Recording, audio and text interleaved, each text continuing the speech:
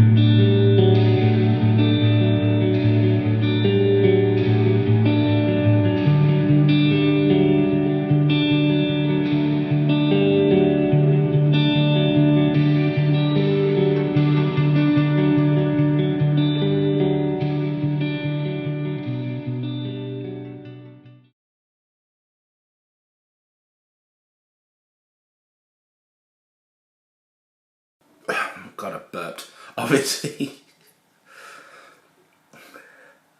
Fuck's sake. Hi everyone, Adam here again, back with you on the most educational tarantula channel on YouTube. What the fuck is YouTube? Hi everyone, Adam back with you again, bringing you back. Oh fuck's sake, S Club fucking 7.